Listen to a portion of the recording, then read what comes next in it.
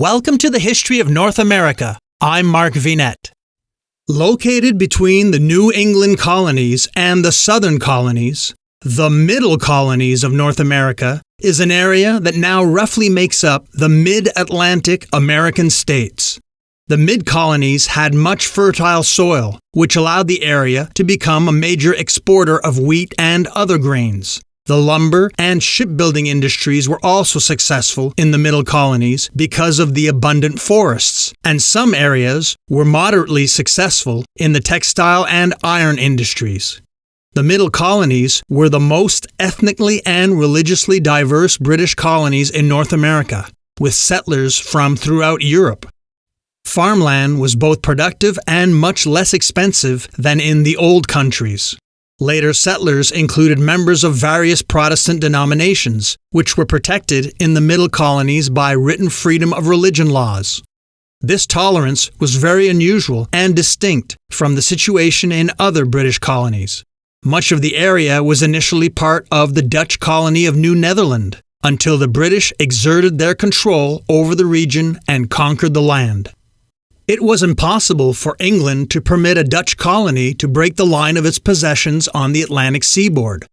In 1664, a small English naval force obtained the surrender of the New Netherland without firing a shot. The 7,000 inhabitants of the area accepted the new regime without protest. England's King Charles II appointed his brother James, the Duke of York, ruler and proprietor of the colony of New York, a domain stretching from the Connecticut River to the Delaware.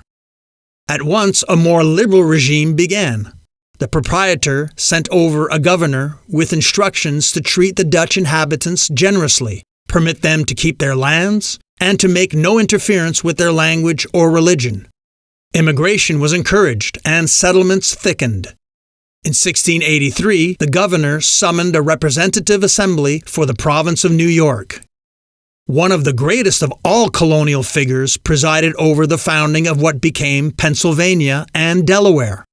William Penn, son of a prominent English admiral, had been converted to the Society of Friends, or Quakers, in 1667, in his early 20s. He aspired to establish a colony where every race and every sect could find both political and religious freedom. His friendship with the Duke of York and the fact that the king owed a large unpaid debt to Admiral Penn enabled William Penn to gain control of a great part of the imperial domain assigned to the Duke. When the crown gave him a proprietary charter in 1681, he immediately began to advertise for settlers. Publishing a description of Pennsylvania in 4 languages, he offered newcomers land on very liberal terms. 50 acres free, larger farms at a purely nominal rent, and 5,000 acres for £100.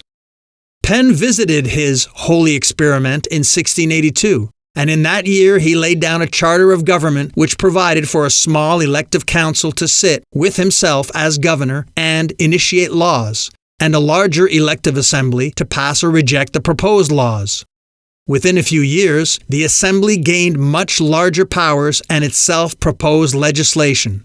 In 1701, Penn granted a new charter that lasted until the American Revolution. It's not strange that Pennsylvania flourished beyond other colonies.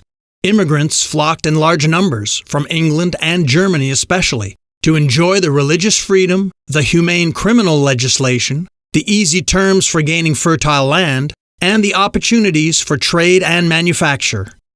Penn had hoped that Philadelphia, his city of brotherly love, would always be a green country town, with gardens surrounding every house, and it did become a beautiful as well as a prosperous city. Quakerism, softened from its originally somewhat fanatical outlines, gave the colony a special atmosphere.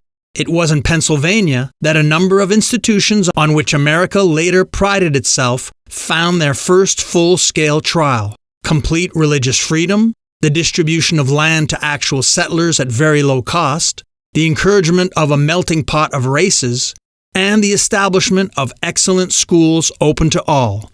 Because of the high intellectual and moral standards of the Quakers, The cultural level of Pennsylvania soon became one of unusual elevation. It was noted for its libraries, its refined homes, its interest in science, and its architectural taste. When it was only 10 years old, it had the first printing press to be established outside of New England.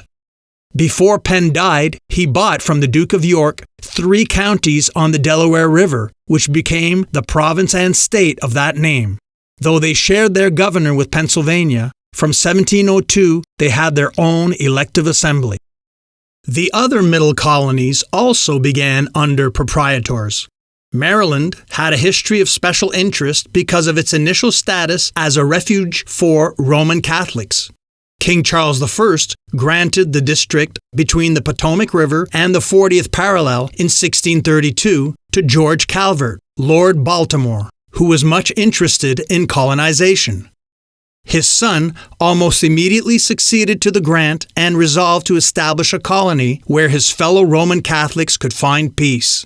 Early in 1634, the first shipload of Roman Catholic settlers chose a site at St. Mary's on a tributary of the Potomac near its mouth. Actually, Protestants soon constituted a majority of the settlers, for the Roman Catholics preferred to stay in England. To meet this situation, Calvert's son persuaded the Assembly, which he called to pass an act of religious toleration in 1649. Unfortunately, this act was repealed before many years. Though Maryland profited from the proximity of Virginia, which gave its protection and trade, it had a troubled history. The Protestant settlers were irked by Calvert's bestowal of land offices and favors on his relatives and his Roman Catholic friends. They were also irritated by the very limited authority that he allowed his assembly. Friction over religious and economic questions culminated in hostilities in 1654, the Protestant small farmers finally winning their main objectives. When William and Mary came to the throne in England in 1689, the Calverts lost control of Maryland. But when a new Lord Baltimore embraced Protestantism in 1715, the family regained its rights. Meanwhile, the future New Jersey had undergone some confusing and unprofitable changes of name and jurisdiction. The Duke of York, the original proprietor, had given the lands between the Hudson and Delaware rivers to 2 friends, as the province of New Jersey. To bring in more settlers, they drew up a charter or set of concessions and agreements which largely anticipated William Penn's liberal ideas. That is, they offered generous terms for acquiring land, complete freedom of conscience, and a popular assembly. But one of the proprietors in 1674 sold his half share to 2 Quakers, who took the southwestern part of the future state, while in 1680, Calvert's widow sold the northeastern half to a new body of proprietors. Ultimately, in 1702, the Crown took over both sections that would later constitute the modern state of New Jersey. Starting in 1660, 3 great new forces began to reshape the British colonies in North America. They were the economic regulations embodied in new Trade and Navigation Acts, the partial systematization of imperial administration, and the contest with the French and natives for dominion over the continent. By the turn of the century, the colonists numbered about 250,000 and were increasing at a rate that has seldom been equaled in the history of Western nations. Immigration, early marriages, the economic value of children in an agricultural society, and the relatively high level of health spread this growth, giving the British a 10-to-1 advantage and superiority in numbers over the French in North America. Within a century, the British had 13 flourishing colonies on the Atlantic coast: Massachusetts, New Hampshire, Rhode Island, Connecticut, New York, Pennsylvania, Delaware, New Jersey, Maryland, Virginia, North Carolina, South Carolina, and Georgia. I'm Mark Vinette, and I hope you're enjoying the ride.